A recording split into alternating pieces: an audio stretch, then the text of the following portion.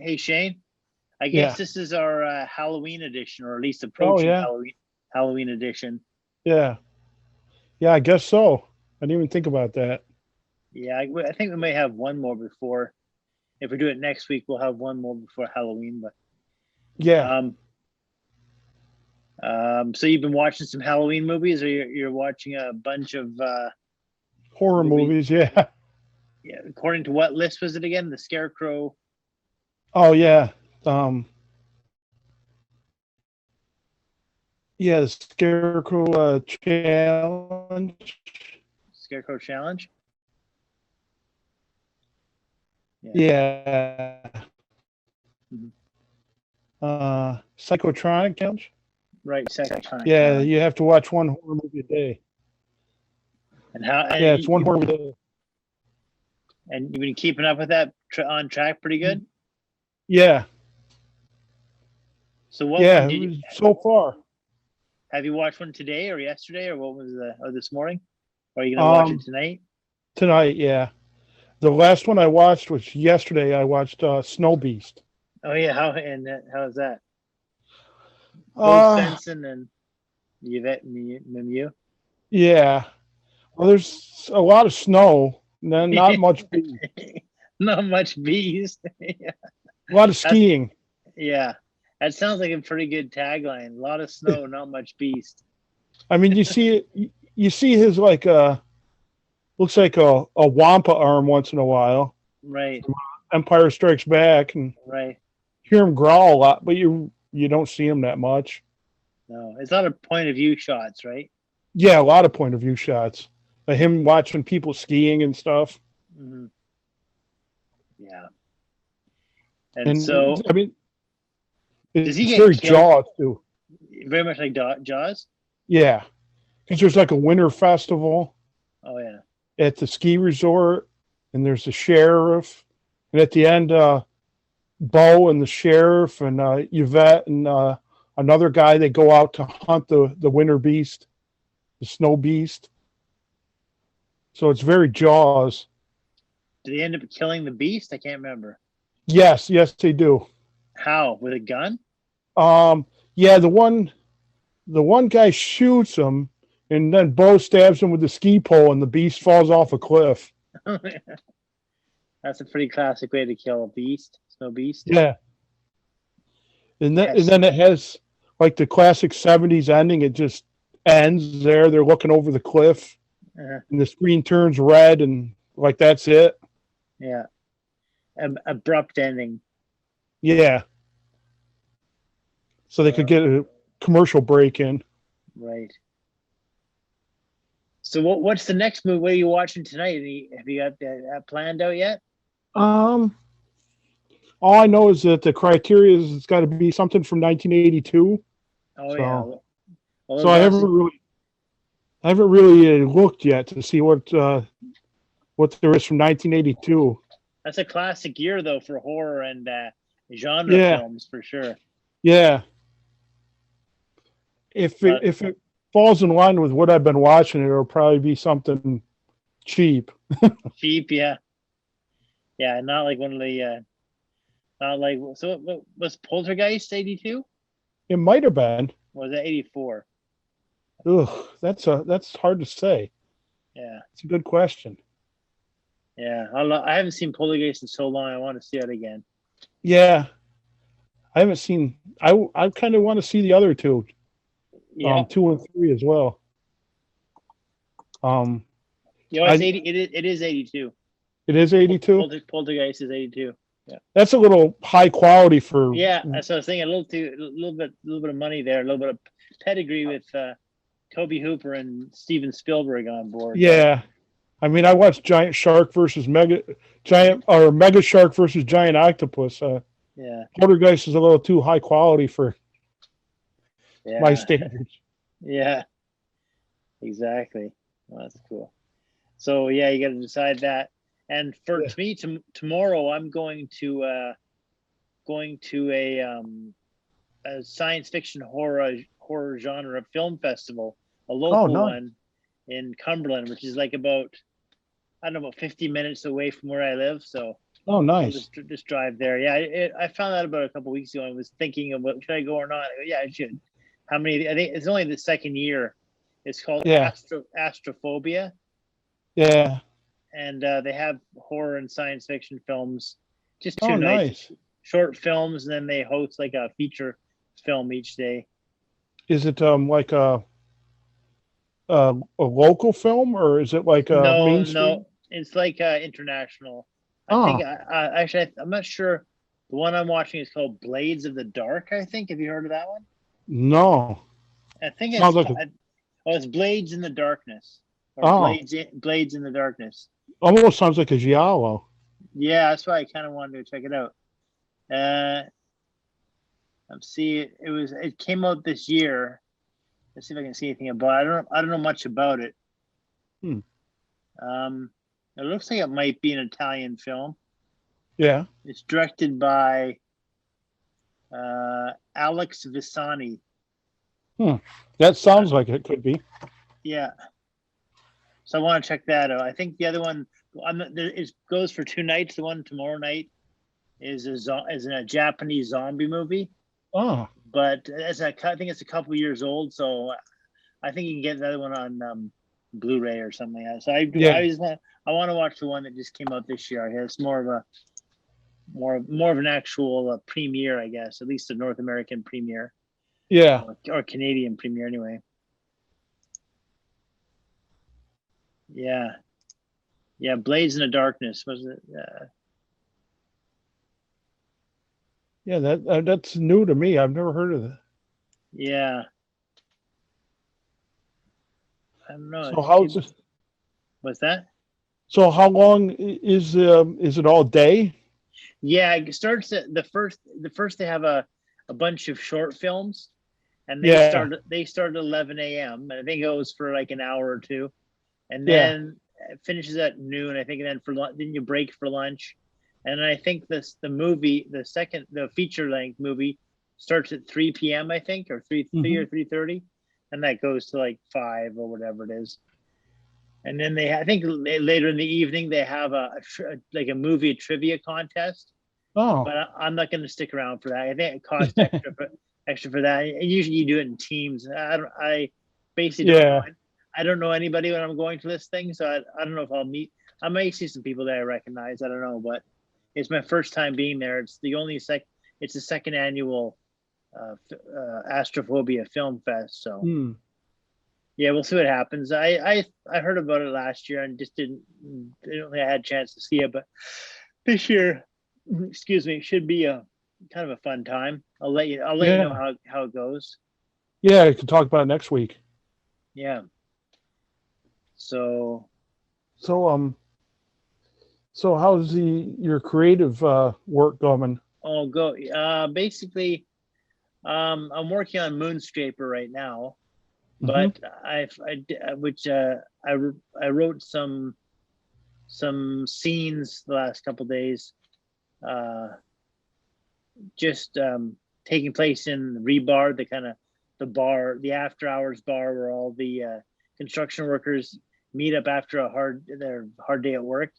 And I was just writing about that VHS tape they find, and they play. It's like that. It's like the In Search Of show that is called "Uncovering Mysteries of the Unknown." Yeah, that's a great title. Yeah, it sounds very kind of 70s type, like a paranormal cover, whatever discovery. Yeah. But I was writing about that, and then I was trying to figure out how they could. I'm just playing around with it, seeing how they escape to the tower crane and then fight with the creatures of scrapers that I've come up with. So I'm just still working on that. But in the meantime of that, I've been editing this great screenplay from 1960s that was written. Oh yeah. I have the scanned PDF of it, but I kind of wanted to make a searchable kind of not updated, but just like cleaning up all the errors in the text, like any spelling errors or stuff. So I've been not retyping it in. I have kind of a text copy of the script, which I put into my Faden Pro software. But I'm cleaning it up. I'm basically, because there's lots of like wrong characters and lines that aren't in the right spot, and so I'm editing, kind of cleaning it up. So it takes a little bit of time, but not that much. And as I'm doing it, I'm reading the screenplay at the same time. So I'm do you feel what's that? Do you feel you're learning anything from the screenplay? Yeah. It kind of leaks into my own writing a little bit because it's got really good dialogue and good characters. So when I was writing that Moonscraper script, I started giving my characters a lot more life and a lot more kind of more witty dialogue and things. So it was kind of leaking into that, kind of affecting the way I wrote.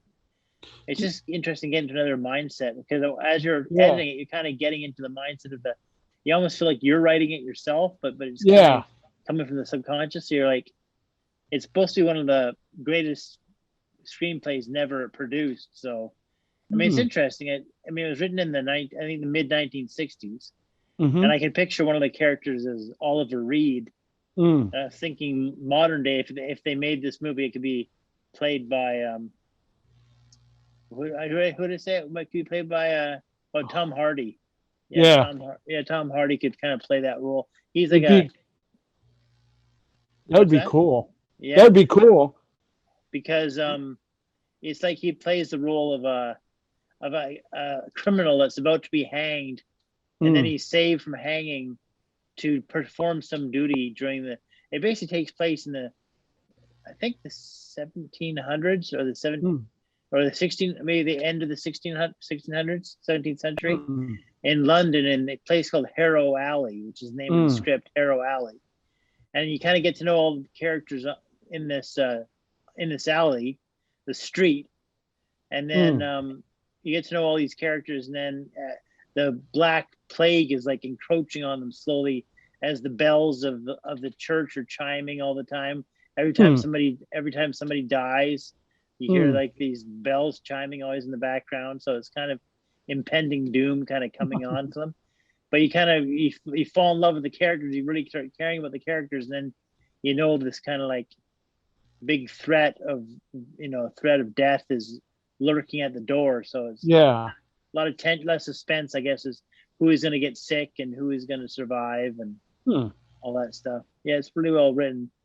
And I say it's like a mixture of Charles Dickens with all the characters and all their people, like all the many characters introduced. Like every page there seems to be more characters introduced on this thing, and then but it's done really well. And then it's a mixture of that and Edgar Allan Poe with kind of like The Mask of the Red Death or the kind of impending doom and stuff. I'd love to see it get made in modern day. They've been talking about making it since the 60s. I think George C. Scott was going to do it for a while. He bought the script, and he was going to, I don't know if he's going to act in it or he was going to produce it or direct it or something. But he made a deal that no one could make the script unless they kept the script 100%, the dialogue, and they wouldn't change one word of the script. Yeah. So that kind of held it up from being made, and then eventually I think his estate passed it on to something else. But I think Emma Thompson then tried to rewrite the script. I think in the 20 or 2000 sometime. But that didn't get made either. So I don't know. I mean, it's still out there. It still could be made. It's still, I mean, it's very applicable to today with all the, COVID and all the. Oh yeah. And all the. I mean, we understand. Maybe we don't want to see that so close to what we went through, but this is a lot more dire in the. Yeah. Yeah. That would be cool to see, like you said about with the parallels with COVID. Yeah. They could really play that up. Yeah, you could get Tom Hardy and maybe maybe throw some Emma Watson in there. Yeah, yeah. I mean, a lot of the UK stars. I could see some of the people from Harry Potter being in there for sure. Oh yeah, like Daniel Radcliffe. There's so many roles in this thing. Like you could probably throw a lot of them in there. Yeah, there's people like so from many Game of Thrones. Yeah, because there's so many age groups, like all the way down to like 15-year-olds, all the way up to like people in their 60s, 70s, Yeah. older people. So it's like a huge range of different of the whole lives of the people. So it'd be a really cool ensemble piece to do. And I don't know how expensive. I mean, they'd have to make it look like the 1700s, but Yeah. you just really need to get one street, I guess. Yeah. I mean, And the then a bunch cityscape would PG, yeah. right, VCG, yeah, for sure. But yeah, I don't know. I think it would be that hard to pull off. No. I mean, it'd be pretty interesting. Yeah. I don't know how expensive. I say I don't think it'd be that expensive. I haven't read the whole script. I'm only about like the script is 177 pages, which is like over 3 hours long. Yeah. Like three and a half hours long or something. So that's a long movie, but it could be a mini series, like a 3 or 4 part, 1 hour, on the streaming channel. Yeah. They can make that for sure. HBO Max. Yeah, exactly. And yeah, I can see it being made. I'm only on page 50 or 51 now out of 177. So I'm like basically not even a third of the way through yet. Yeah. Like almost a third. But it's interesting. You could get a lot of people for that, probably. Yeah, and the dialogue's awesome. Like it's not. It kind of has that Charles Dickens or maybe even almost a little bit Shakespearean kind of language a bit. It's just like a lot of wordplay and a lot of witty, and a lot of like British humor and stuff like that. If you like that, yeah. You could get Doctor Strange there, Bernard. Yeah. He would probably be in it. Yeah, he could definitely be a role. There's so many role leaders, like the mayor of London. There's like aldermen of London. Yeah. There's storekeepers and all these different people. Yeah. I could picture it like what am I thinking of? That Martin Scorsese movie, Gangs in New York. Oh yeah. Like a sweeping kind of epic like that. Like yeah. But with this one. Yeah, it's very kind of like localized, very, very kind of specific. Okay, but it's yeah. I'm just trying to think of who was the guy that wrote the script. It was let me look up here. Did he write anything else? Oh yeah, he wrote quite a bit of stuff. His name is Walter Brown Newman. Mm-hmm. Walter Brown Newman is the author of. Was he English? I don't know. I thought he was American. Maybe let me look this up here. Yeah, he was American radio writer and screenwriter, active in the late 1940s to early 1990s. Oh wow! He was nominated 3 times for Academy Awards. He wrote Ace in the Hole, Cat Ballou, and Blood Brothers. But he is best known for a work that never made it to the screen. His unproduced original script, Harrow Alley, which has achieved legendary status in Hollywood. Yeah, so he's an American writer, and he worked on a bunch of famous screenplays and stuff. But I think he died in 1993. Oh, yeah, he was born in 1916, so he's. Oh wow! Yeah, he was quite a while ago, but yeah, I think he died at age 77. But yeah. Pretty interesting to see that one come to life. It was pretty interesting. Yeah. I guess I'm only page 50 in, so there's a lot more to go. Would you suggest that technique for I've anybody that want? Yeah, if to get into a groove, like they say it's almost like tricking your brain into thinking that you're an excellent writer. Like, it basically pick either a good script or a script script by a screenwriter you're really a fan of, and then just try rewriting one of their scripts, just typing it up, and by doing it, and you kind of like embody the screenwriter himself. You almost feel like you're writing it yourself, and you start getting, it just kind of recharges your battery, your creative juices start flowing, and it just like, you think, I'm writing it, this is pretty good. So even though it's not your own script, it kind of tricks your brain into thinking you're writing it, so it gets you in a good writing spirit, and then it can bleed into your own writing and affect you a little bit that way. But yeah, it's kind of a good technique. I haven't done it that much, but I've done it a couple times. But this one is yeah, I like to see it.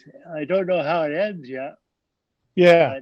But yeah, there's a character that he's like that was a Tom Hardy or Oliver Reed character. He's kind of like a rough and tumble criminal who's going to be hanged, and then they pluck him from the hangman's noose and give him a task to do. So he's supposed to help out in Harrow Alley somehow. Yeah. Help out there, and then I'm not sure exactly what they have in mind for him yet, but there's some plan. Could they cram Harry Styles in there? Oh, maybe. Yeah, there's lots of roles you can play. Yeah. There's lots of characters that are, yes. And then what's that? I could see Ian McShane being in there. Oh, for sure. Yeah, I can totally see him in that movie. Because when you mention it, I picture it in that gritty kind of muddy Deadwood kind of look. Yeah. Some of it's kind of big grubby and stuff. Yeah, it can be a bit like gritty. So he could play. Yeah, there's definitely a role for him in there. Now, is there besides the plague, is there some kind of conflict? I mean, there's just like I know that a part of it is about these aldermen who have to they have to stay in the city in London to kind of like keep up, to show that they're to show that things will improve, that there's no reason to panic and everything. But a lot of them secretly want to leave. Yeah. So the mayor's saying, no, you can't leave. We can't tell people to stay here, and then our own aldermen leave. It wouldn't look right. It wouldn't. So he's trying to force them to stay, and they want to get out of the town and go away because there's so many. I guess they say there's they have these daily death or mortality reports. Every day they tell how many people have died, and over the past week, and I guess they say it looks like the report says there's 150 people died that last week, but the mayor says I think it's closer to 400 because people aren't reporting it, because if a family member gets sick, then they have to leave their business and quarantine for a few weeks. So yeah, a lot of quarantining going on. So they don't want to quarantine. Wow. That would play so different nowadays. I know, than when that script was written. Right. Exactly. But the thing is about the Black Plague was, I think the chances of dying if you caught it were upwards of 90%. Like not everyone died, but it was like pretty high, 87% or 90% died whoever caught it. So it's a lot more lethal than anything we've had recently. And I also don't think they really knew at the time what was causing it. I don't think so. I mean, it's like the 1600s. I don't think they understood it was like the fleas and the rats yet. I don't think so. But it was. They're pretty. There's right now they're kind of trying to go around their basic business, trying to ignore, trying to kind of like deny what's happening. Yeah. And then as the bells keep tolling, it could kind of getting more and more. I guess death is getting closer, type of thing. Yeah. Nobody's ever denied that there was any kind of sickness around or anything. Yeah. That would have happened in the real world. Right. So, it's pretty interesting. So. Yeah, that's crazy how well that parallels. The last few years, right? With the daily death toll, right? Yeah, it'd be interesting to see. Maybe it's almost too soon after COVID to do it. Yeah, but I think maybe in a few years it'll be the perfect time to do it, because people look back on it, kind of not reminiscing in a good way, but just kind of like they'd have some nostalgia for it a little bit. Yeah. Huh. Yeah, so that was it's pretty interesting.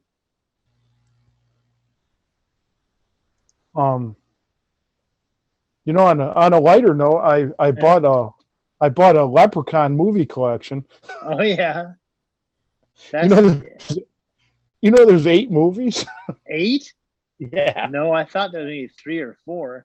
No, there's 8 Leprechaun movies. And you had a big box set out of it. Yeah, they had it at the store for like $7. Oh wow, I'll say it's overpriced. Yeah. That's not even a dollar a movie. That's pretty crazy. So was it Blu Ray or what was it? No, it's regular DVD. Oh yeah. Okay, I don't think Leprechaun gets the Blu Ray treatment. No. Yeah, 4K. With so yeah, you found that, was that in the dollar store or whatever? No, at Walmart. Walmart. Oh yeah. The Leprechaun. So, and how many have you seen already of those movies? 5. You've seen 5 of them already? Yeah. Oh, Yeah. But way back, like Yeah. rentals. Right. Yeah. So you got more to go. I know there's Leprechaun in Space. Yeah, that's number 4. Right. And then there's Leprechaun in the Hood. Right. That's the last one I saw. And I think that's where he's rapping in the Yeah. in the disco or whatever in the and Ice the T's club? in it. Yeah. Okay. And then I think there's a part 2 to that. Oh really? And then there's like a couple remakes maybe. I know there was one by the WWF. Oh really? Yeah. And I bought that, and I bought you know that series Bring It On, like cheerleader movies. Yeah. There's a new one out, and it's a slasher movie. Oh really? So that ought to be terrible. But I'll still watch it. Yeah. Who's in it? You know? No idea. No idea. No, nobody I recognize. No. But it looks like the killer's a mascot. A mascot. Oh yeah. Yeah. Dressed up as a mascot. So you don't know who the killer is. No. Somebody could be slipping into that mascot costume. Yeah, it's pretty crazy. Yeah, I'm thinking about what other horror. I think so, because right now it's really warm where I am. Yeah. Vancouver Island. I mean, it doesn't feel like autumn really yet, or like October. Like we're getting close to Halloween, but I think the temperature's like 23 degrees at the highest. So it's like feels like the end of summer still. It feels crazy. The last few days here have been warm too. Last few days here have been warm. Yeah. I mean, we had a late kind of summer. Like it was really, the early summer was really wet and cold. Like, and then but it's extended really longer. So it's like it started later and then ended later. Yeah. It's kind of weird. But so you don't really feel the mood. No, it doesn't really feel like, I mean, it started getting cold in a little while and then it kind of warmed up again. So we'll see if it gets colder by Halloween. But yeah, I've been invited to go out trick-or-treating by some neighbors. Oh, really? So that'd be kind of fun. Yeah, I haven't done that. In costume? I don't know. Maybe just like a simple costume. I got to figure out what I'm going to wear. You could, a sheet with your glasses on? Michael Myers for Halloween. Yeah, exactly. Yeah. So I should think of some costume, some easy costume or something. Yeah. Maybe a mask or something. Yeah. And that would be interesting. I haven't trick or treated. I don't know how long. Yeah, well, probably 20 years, if not longer. Yeah, it's been a long time. Yeah. You get a lot of trick or treating there? Not tons. Maybe 30 to 40, 50, maybe 40 people. Yeah. At the most, around that amount. Yeah, they usually come in a few waves, like maybe 2 to 3 or 4 waves of people that would come. Yeah. And then we don't get that many. But yeah, it should be a fun, time. If it's warm, it'll be pretty, people will be pretty out there in force, I think. Yeah. I'm just gonna stop this and start again. So okay.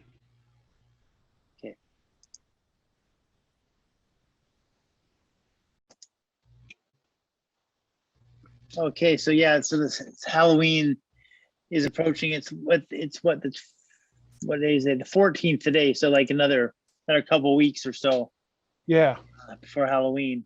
I think Halloween falls on a Monday. Yeah, Monday. Yeah, and Oh, I don't usually work Monday, so it should be fine.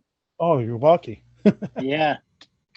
Well, you gonna be at work on Monday? You might see Monday night, yeah, you might see some strange characters coming to the store. yeah. Oh yeah, just in time for Halloween too. That series I worked on is available on Oh yeah, DVD. the Found footage. found footage is out on Yeah, DVD. yeah, and Blu Ray on Oh yeah, henflix.com. Henflix. Oh yeah, henflix.com. And how do you know how many episodes are on one disc or so? I'm not sure per disc, but I think there's like 10 episodes altogether. Oh yeah, 10 episodes. So And, might be a couple discs of that then. Yeah, Blu-ray probably only a couple because you can Right. cram more on. Yeah. And That's cool. I wrote the premiere episode. Oh yeah, right on. And I got I have a associate producer credit on the. Oh, that's cool. So yeah, Did they send you a copy? I've seen them. I'm not sure if we're getting copies or not. Oh yeah. I've seen stuff, but right. It'd be cool if you did get it for your work. Yeah, it would. So yeah, if anybody's listening. Yeah, listening. Yeah, go to henflix.com and pick up footage. What's that? Send you a copy? Yeah. Yeah. Yeah. So you got the premiere episode. What's your premiere episode called? You know what the title is? Homesteaders. Homesteaders. Oh yeah, right. I think we mentioned that in a previous episode. Yeah. Yeah. So yeah, that's been pretty fun. Just in time for Halloween. It's a good time for it to come up. Yeah.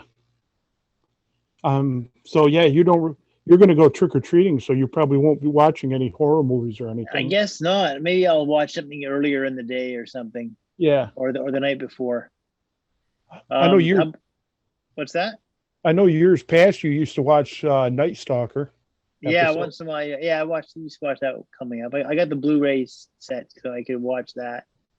Or I kind of want to watch some like Hong Kong spooky horrors, or like the black magic films, which I have but have never seen. Like the you've never seen them?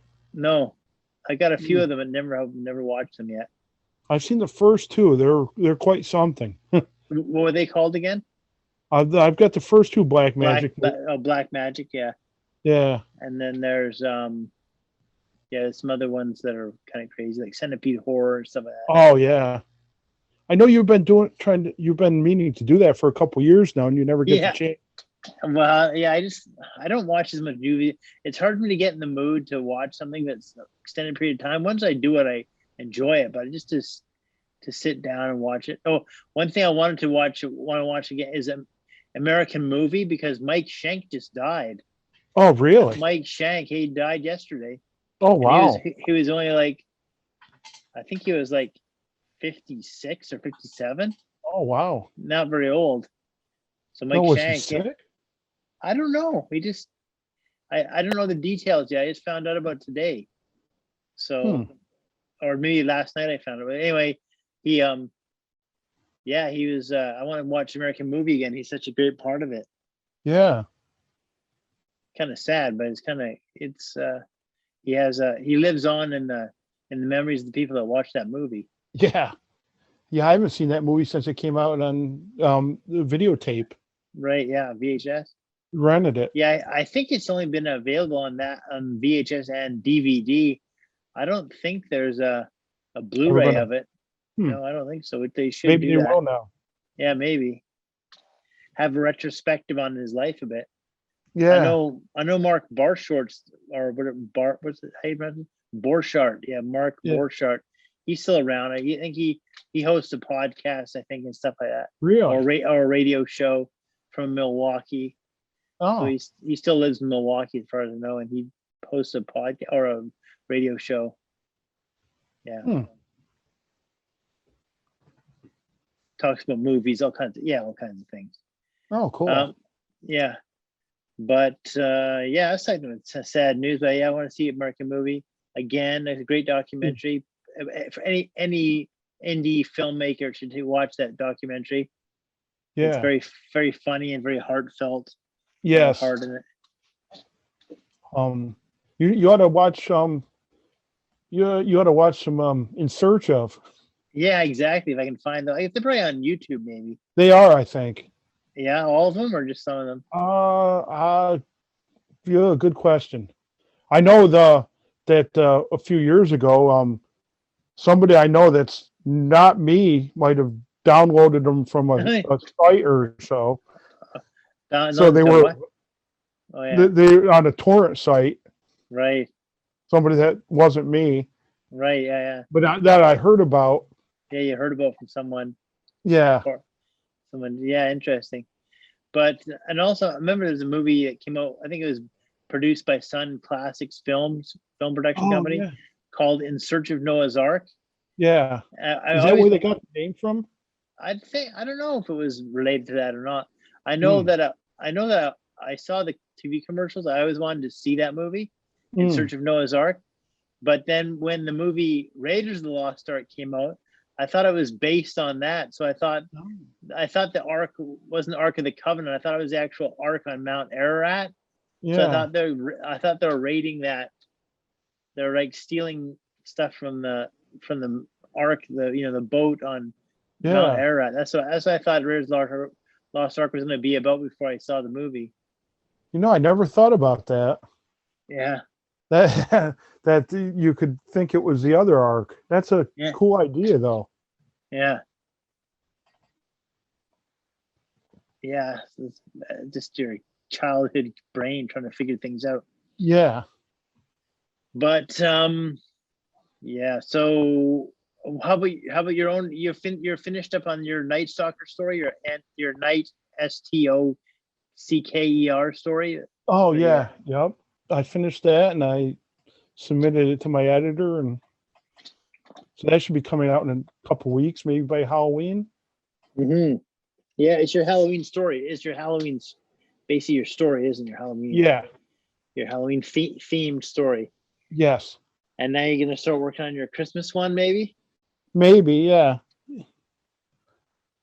I hope. Yeah. Do you have an idea yet? A few ideas, but I haven't nailed one down yet. Yeah. I saw something on. Have you seen this thing on TV on YouTube? YouTube trailers called Violent Night. Oh, with Sheriff Hopper. Yeah. Yeah. I thought it was a great title, Violent Night. Yeah. And he's dressed up as like a Santa Claus outfit or something. Yeah, I think he's supposed to be Santa. Yeah. And there's John Leguizamo and these guys take over some rich guy's mansion or something. Right. Kind of like a Die Hard movie, but with Santa. Yeah.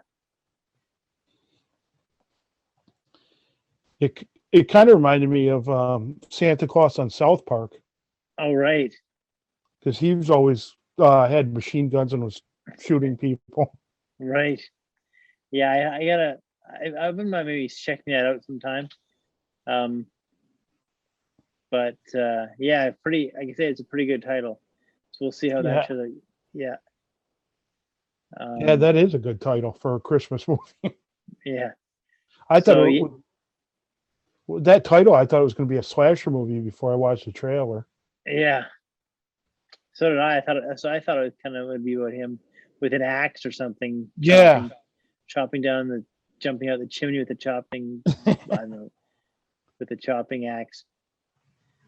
But so you've kind of taken a break from writing after you finished your last story. Yeah. Yeah. Just kind of trying to enjoy October while it lasts. Exactly. And for my stories, like I say, I'm still working on Moonstalker.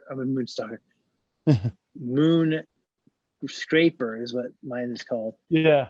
And but, you've got another idea too. Yeah, I got one for like a a horror, this one's like a slasher horror heavy metal type combination. Basically, the idea was that back in the 80s, there was a regional kind of metal band that got some notoriety when one of their songs was chosen to play in a 80s horror movie.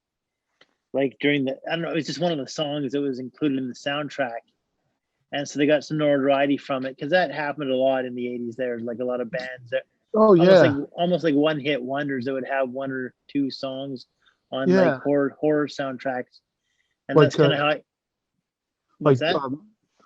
kind of like Freddy or Return of the Living Dead or Shocker or Trick or Treat. Yeah, all those movies. They have like some bands. So I was watching a YouTube video of one of these songs, and I go, yeah, this is. I always wanted to write a story about a regional, like either a bar band or a metal band that kind of never got that much popularity, but kind of like was so struggling to like make music like years later. And I always want to write that, but I never knew the proper way in. Like I didn't know the angle to take on it. But now, if I have this idea of them being kind of getting some popularity from the 80s metal, 80s horror film, like slasher film, whatever it is, and then the idea was that because they have all these reboots or remakes of these old movies, that a movie production company would float the idea of remaking that horror film. And so the band leader of the metal band wants to, like I say, reteam or get the band back together so they can record a new song for the upcoming movie. So, and I don't know, I haven't really thought of it in too much detail, but he was like going to maybe dress up in the costume of the killer to kind of scare up some interest in the film, to get some, get on the news or on TikTok, some sort of social media thing to drum up some excitement about, he's on the loose. And so they want to make sure the movie gets made so they can get their movie song, their band back in the spotlight again. So that's kind of the idea. And then maybe people start dropping dead. They don't know who it is. I haven't really thought about that too much, but I started interviewing some people that had metal bands in the 80s just to find out about what the experience was like for them. So I drafted up a series of questions and emailed a couple people, and I did a Zoom meeting with a gentleman that lives pretty close to me, and he used to live in Toronto in the 80s, and he had a metal band then. Oh, nice. So he did a Zoom meeting with me and answered some questions. There's some pretty good answers. So, and there's also a book that he's in. He's in a book that chronicles the 80s metal bands in Toronto at that time. It's called again? Eve of Darkness, maybe. Let me see what it's called again. Yeah, so I bought the book. It's called Eve of Darkness, Toronto Metal in the 80s. So it's like a 300-page large format with lots of photos, flyers, commentary, anecdotes, and it's just like it's just about the kind of underground, the subculture of metal in like the 80s in Toronto. So I mean, I'd love if there was like a West Coast edition or a Vancouver edition or something, but as far as I know, that's just the only one right now, kind of from that time. So I have that. So I'm going to be reading that just to get myself immersed in the time period, so I can imagine what the characters are like. I love doing research, as you know, so it's felt part of the research and learning about that time. Wasn't there a documentary about 80s metal? Yeah, there was actually. Actually, it's kind of interesting that I think there was a few documentaries I think put out actually by a guy that I actually went to. I think it was called. Oh boy. He went to. The director of that movie, of the documentary about 80s metal, he was a student at a local college near me. The VIU, the Vancouver Island University, and he got an anthropology degree. The anthropology studying the subculture of metal. So that's what it was like. His doctoral thesis was the documentary. Yeah. Yeah. I remember hearing about that. I think on MTV or VH1. Yeah. Yeah. His name's he's Sam Dunn, and I think he made like a documentary, and he also made like a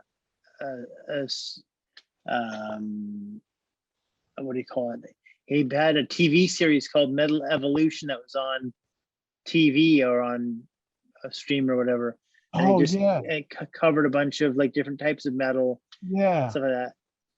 But that's more modern. I guess it goes all through the ages. Yeah. I think the documentary was a 2005 called Metal: A Headbanger's Journey.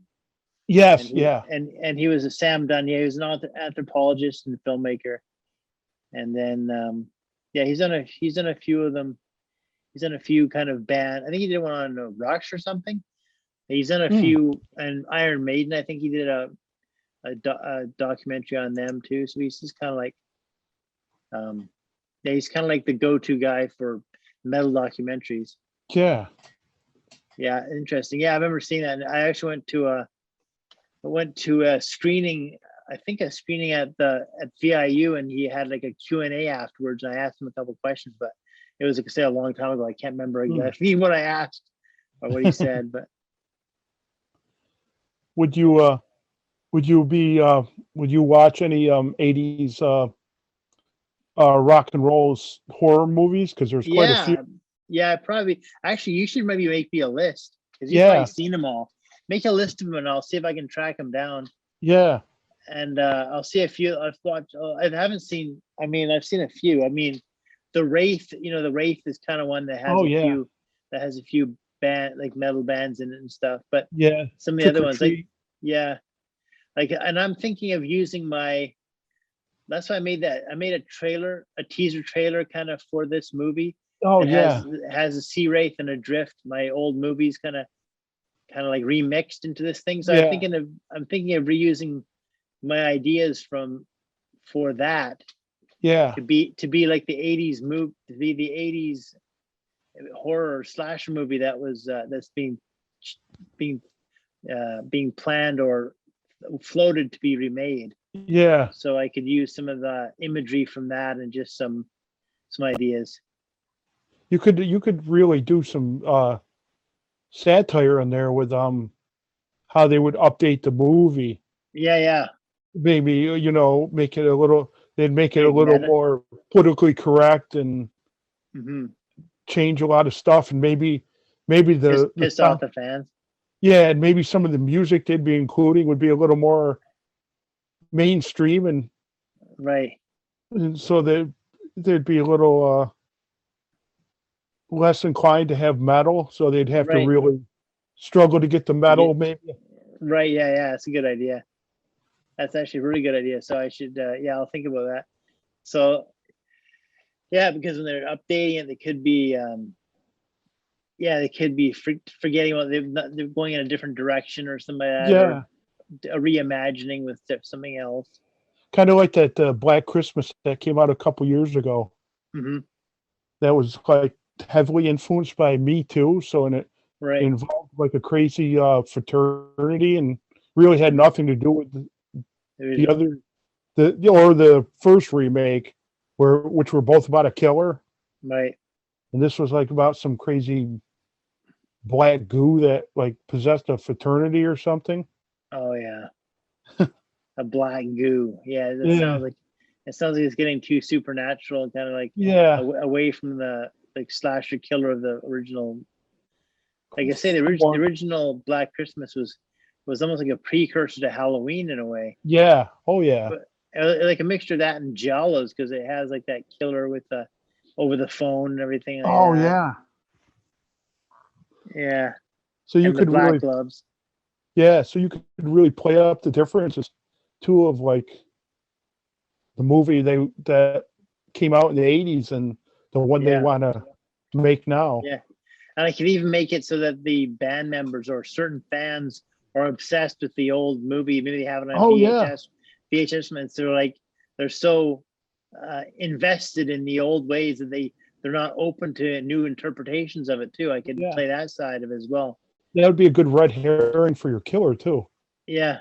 That maybe it's an obsessed fan or something. Right. So there's a lot of different angles you could. Yeah, I don't really know who the real killer be, or I haven't thought about that much. I'm still kind of exploring, doing the research. Yeah. Consolidating the ideas. You could have a character that was like maybe the original movie's director or writer, who's kind of who could be upset about the movie or even trying to cash in on their connection to the first movie and right.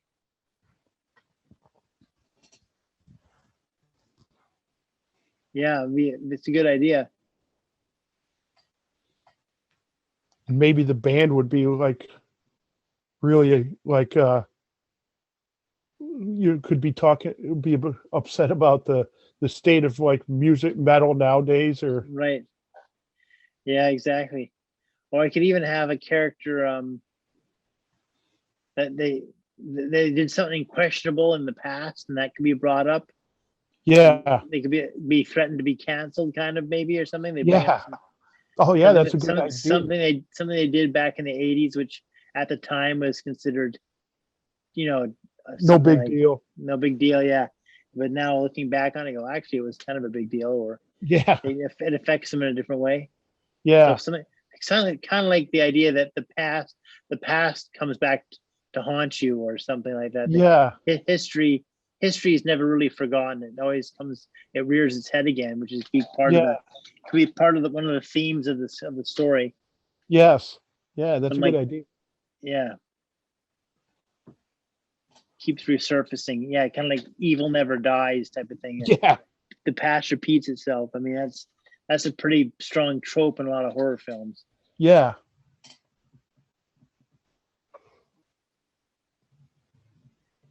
Yes, indeed.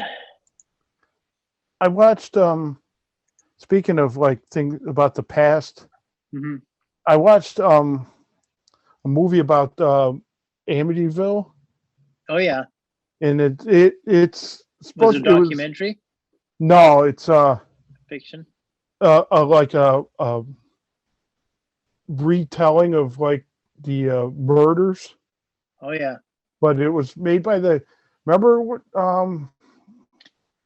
when Once Upon a Time in Hollywood came out, everybody was jumping on the Sharon Tate kind of right.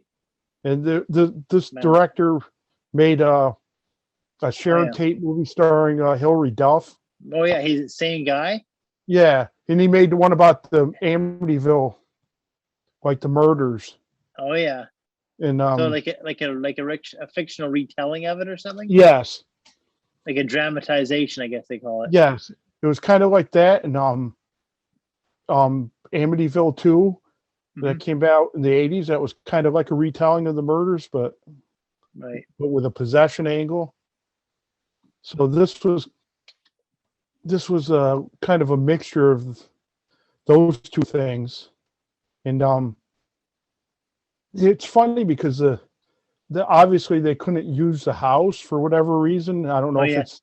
I don't even think it still looks like that anyway. So they had really bad CG, like for the exteriors of the Amityville house. And Paulie from the Rocky movies, who was in the original Amityville 2, he was in this as like their grandfather. So that was funny. But the main thing was like everybody in the movie, I guess because they're supposed to set in Long Island, and I think they were from New York or New Jersey. Right. Everybody kind of talked like they were an extra in a Sopranos episode. So it was, really? Yeah. Yeah. And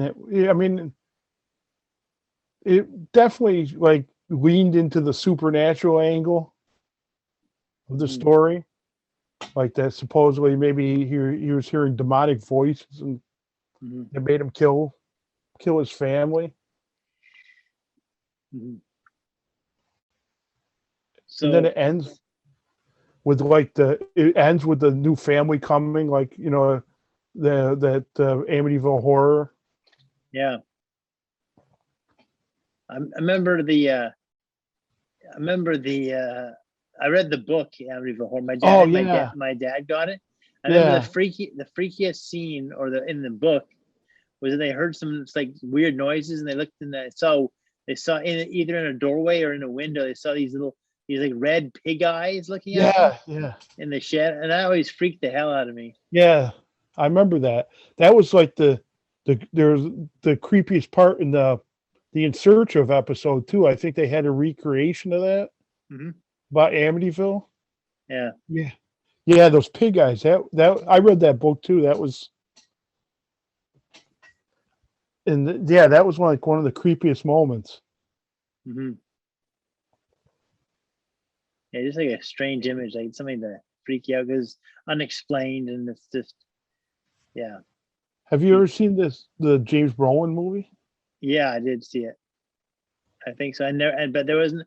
I don't remember any pig eyes in that thing. Was there?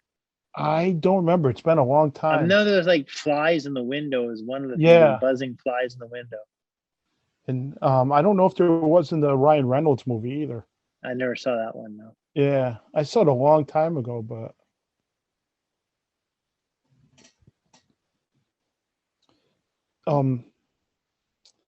have you thought about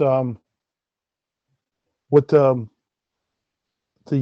metal song would be like for your I've been listening to some songs to get an idea. Yeah. There's one song I've heard called it's by a band called Mad Max. Yeah. And they have a song what's it called? I think it's called Lighting Up the Stage, I think. Yeah. I should actually look it up. But that one I can imagine like a music video for my band. Yeah. I think it's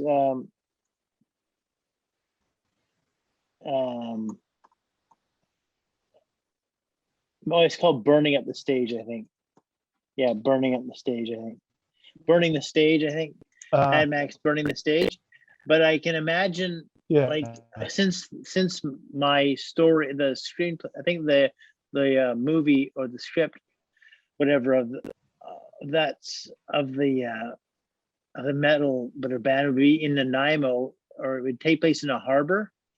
Yeah. Like where I think I have a feeling of a barge with like the band on the barge playing in the middle of the harbor. Yeah. And they have the whole band on this barge, and they have like the amplifiers on it and everything, and like a you know how they have some of these fireworks set up on barges? Oh, there'd be like a light show or like a fireworks, a pyro show. Yeah. With like fireworks going up as they're playing on this barge stage in the middle of the harbor.